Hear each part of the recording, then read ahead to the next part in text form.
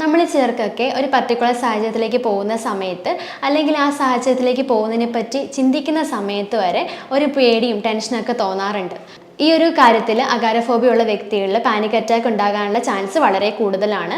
ഒരു panic attack എന്ന് പറയുന്നത് ഒരാളുടെ ജീവിതത്തിൽ വളരെയധികം ദോഷമായിട്ട് ബാധിക്കുന്ന അല്ലെങ്കിൽ ജീവന് തന്നെ ഭീഷണിയുള്ള ഒരു കാര്യമാണ്. ഉദാഹരണത്തിന് പറയുകയാണെങ്കിൽ ആ ഒരു സമയത്ത് അവർക്ക് തോന്നുന്ന ചിന്തകൾ എന്ന് പറയുന്നത് അവർക്ക് ഹൃദയമിടിപ്പ് കൂടുക, അതുകൊണ്ട് തന്നെ എനിക്ക് ശ്വസിക്കാൻ പറ്റുന്നില്ല, ഞാനിപ്പോൾ മരിച്ചു പോകുമോ എന്ന ചിന്ത.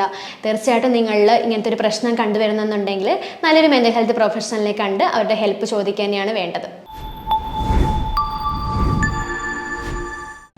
ഹലോ, ഞാൻ സോന, ഹീലിംഗ് ഹാപ്പിനെസ്സിലെ കൺസൾട്ടൻറ്റ് സൈക്കോളജിസ്റ്റ് ആണ്.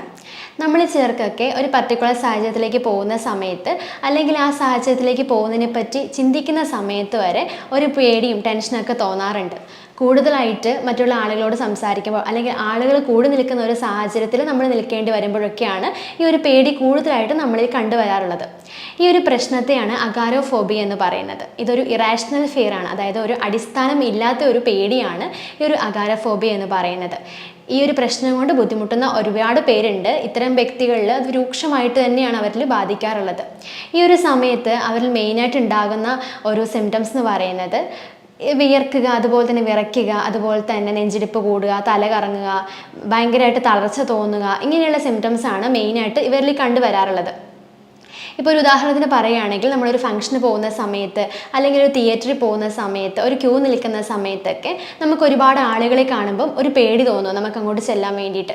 ശരിക്കും അവരൊന്നും നമ്മുടെ ശത്രുക്കളല്ല, നമ്മളെ ഉപദ്രവിക്കാൻ വന്നിരിക്കുന്ന ആളുകളും അല്ല, എങ്കിലും നമുക്ക് ആ ഒരു സിറ്റുവേഷനോട്ട് ചെല്ലുന്ന ഓർക്കുമ്പോൾ തന്നെ ഒരു പേടി തോന്നും. ഇങ്ങനെയുള്ളൊരവസ്ഥയാണ് ഈ ഒരു അഗാരോഫോബിയ എന്ന് പറയുന്നത്. അപ്പം ഇത്തരം വ്യക്തികൾ ഈ ഒരു സാഹചര്യത്തിൽ പോകുന്നത് മനഃപൂർവ്വം തന്നെ ആ ഒരു സിറ്റുവേഷനെ ഇവർ ഒഴിവാക്കിക്കൊണ്ടിരിക്കും. അങ്ങനെയാണ് ഇവർ പ്രധാനമായിട്ടും ചെയ്യാറുള്ളത്. ഈ ഒരു വ്യക്തികൾ മെയിനായിട്ടും പറഞ്ഞിട്ടുണ്ടെങ്കിൽ അഗാരോഫോബിയ കൂടുതലായിട്ടൊരു വ്യക്തിയിൽ കണ്ടുവരുവാണെന്നുണ്ടെങ്കിൽ തീർച്ചയായിട്ടും ആ ഒരു വ്യക്തികൾക്ക് വീടിന് പുറത്തിറങ്ങാൻ വരെ നല്ല പേടിയായിരിക്കും.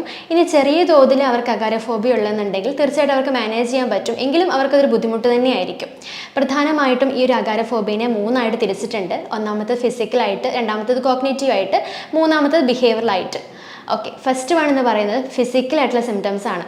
പ്രധാനമായിട്ടും ഈ ഒരു സമയത്ത് അവർക്ക് ആൻസൈറ്റി കൂടുന്ന സമയത്താണ് ഈ ഒരു സിംറ്റംസ് കണ്ടുവരാറുള്ളത്. അവർ ആ ഒരു സാഹചര്യത്തിൽ നിന്ന് ഒഴിവാകുമെങ്കിലും പ്രധാനമായിട്ട് ആ സാഹചര്യത്തിൽ ചെന്ന് കഴിയുമ്പോൾ ഇവർക്ക് ഉണ്ടാകുന്ന സിംറ്റംസ് എന്ന് പറയുന്നത് ആ ഒരു സാഹചര്യത്തിൽ എത്തിക്കഴിയുമ്പം തല കറങ്ങുക, അതുപോലെ തന്നെ ശരീരം വിയർക്കുക, മറ്റുള്ളവർ സംസാരിക്കുന്ന സമയത്ത് സൗണ്ട് പുറത്തേക്ക് വരാതിരിക്കുക, ഹൃദയമിടിപ്പ് കൂടുക, ചിലപ്പം ശ്വസിക്കാൻ വരെ പറ്റാത്തൊരവസ്ഥ. ഇങ്ങനെയുള്ള കാര്യങ്ങളായിരിക്കും ഫിസിക്കൽ സിംറ്റംസിൽ മെയിനായിട്ട് കണ്ടുവരാറുള്ളത്. രണ്ടാമത്തേതാണ് കോഗ്നിറ്റീവ് സിംറ്റംസ്. ഈ ഒരു കാര്യത്തിൽ അഗാരോഫോബിയ ഉള്ള വ്യക്തികളിൽ പാനിക് അറ്റാക്ക് ഉണ്ടാകാനുള്ള ചാൻസ് വളരെ കൂടുതലാണ്. ഒരു പാനിക് അറ്റാക്ക് എന്ന് പറയുന്നത് ഒരാളുടെ ജീവിതത്തിൽ വളരെയധികം ദോഷമായിട്ട് ബാധിക്കുന്ന അല്ലെങ്കിൽ ജീവന് തന്നെ ഭീഷണിയുള്ള ഒരു കാര്യമാണ്. ഉദാഹരണത്തിന് പറയുകയാണെങ്കിൽ ആ ഒരു സമയത്ത് അവർക്ക് തോന്നുന്ന ചിന്തകൾ എന്ന് പറയുന്നത് അവർക്ക് ഹൃദയമിടിപ്പ് കൂടുക, അതുകൊണ്ട് തന്നെ എനിക്ക് ശ്വസിക്കാൻ പറ്റുന്നില്ല, ഞാനിപ്പോൾ മരിച്ചു പോകുമോ എന്ന ചിന്ത. അതൊക്കെ ആയിരിക്കും മെയിനായിട്ടും അവർക്ക് ഉണ്ടാവുന്നത്. ഈ ഒരു സാഹചര്യത്തിൽ അവർക്ക് വേറൊരാളുടെ ഹെൽപ്പോട് കൂടി മാത്രമേ ഇനി ജീവിക്കാൻ പറ്റുള്ളൂ എന്നൊരു തോന്നലും അവർക്ക് ഉണ്ടാവാറുണ്ട്. അപ്പോൾ ഇങ്ങനെയൊക്കെ തോന്നുന്ന സമയത്ത് അവർക്ക് ആളുകളുടെ അടുത്ത് സംസാരിക്കുന്ന സമയത്ത് ഈ ഒരു പ്രശ്നം കണ്ടുവരുന്നതുകൊണ്ട് തന്നെ അവർ മറ്റുള്ളവരുടെ മുമ്പിൽ നാണം കെടാനുള്ള ചാൻസ് വളരെ കൂടുതലാണ്. കൂടുതലായിട്ടും സ്ട്രെസ്സും ആൻസൈറ്റിയും ഒക്കെ ഉണ്ടാകുന്ന ഒരു ടൈമാണ് ഈ ഒരു അഗാരോഫോബിയ ഉള്ള ഒരു ടൈം എന്ന് പറയുന്നത്. ഈ ഒരു പാനിക് അറ്റാക്ക് ഉണ്ടാകുന്ന സമയത്ത് നമുക്ക് നമ്മളെ തന്നെ നിയന്ത്രിക്കാനായിട്ട് നല്ല ബുദ്ധിമുട്ടായിരിക്കും. ഇനി മൂന്നാമത്തേതാണ് ബിഹേവിയറലായിട്ടുള്ള സിംറ്റംസ്. ഒന്നാമതായിട്ട് പറയുകയാണെങ്കിൽ ഞാൻ നേരത്തെ പറഞ്ഞ പോലെ തന്നെ ഒരു തിരക്കേറിയ സാഹചര്യങ്ങൾ, ക്യൂ നിൽക്കുമ്പോൾ, ഒരു ഫംഗ്ഷന്, സിനിമാ തിയേറ്ററിൽ പോകുന്ന സമയത്ത്, ഈ ഒരു സമയത്തൊക്കെ അവർ മനഃപൂർവ്വം ഈ ഒരു സാഹചര്യത്തിലേക്ക് പോകാതെ അതിൽ നിന്ന് ഒഴിഞ്ഞു മാറും. കാരണം ആളുകളെ കാണുമ്പോൾ ആളുകൾ കൂടി നിൽക്കുന്ന ഒരു സാഹചര്യത്തിൽ ചെന്നുപെടാനായിട്ടാണ് ഇവർക്ക് ഏറ്റവും കൂടുതൽ പേടി തോന്നുന്നത്. അതുകൊണ്ട് തന്നെ ഇവർ ആ സാഹചര്യത്തിൽ നിന്ന് ഒഴിഞ്ഞു മാറാനായിട്ടാണ് ശ്രമിക്കാറുള്ളത്. രണ്ടാമതായിട്ട് പറയുകയാണെങ്കിൽ ഇവർക്ക് വീടിന് പുറത്തിറങ്ങാൻ വരെ നല്ല പേടിയായിരിക്കും. ഇനി അഥവാ ഇവർ വീടിന് പുറത്തിറങ്ങുന്നുണ്ടെങ്കിൽ തന്നെ ഇവർക്ക് ഏറ്റവും കൂടുതൽ വിശ്വസിക്കാൻ പറ്റുന്ന അല്ലെങ്കിൽ ഏറ്റവും കൂടുതൽ കംഫർട്ടായിട്ടുള്ള വ്യക്തികളുടെ കൂടെ ആയിരിക്കും ഇവർ യാത്ര ചെയ്യുന്നുണ്ടാവുന്നത്. അഗാരോഫോബിയ ഉണ്ടാവാനായിട്ട് പല കാരണങ്ങളുണ്ട്. അതിൽ മെയിനായിട്ടുള്ള കാരണം എന്ന് പറയുന്നത് ഒന്നാമത് നമുക്ക് പറയാൻ പറ്റും ചൈൽഡ്ഹുഡിൽ ഉണ്ടാകുന്ന ട്രോമാറ്റിക് ആയിട്ടുള്ള എക്സ്പീരിയൻസ്.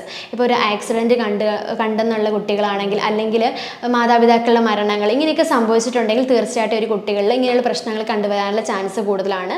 രണ്ടാമതായിട്ട് ഫിസിക്കലായിട്ട് സെക്ഷലായിട്ടുള്ള അബ്യൂസ് കാര്യങ്ങൾ നേരിട്ടിട്ടുള്ള കുട്ടികളാണെന്നുണ്ടെങ്കിൽ.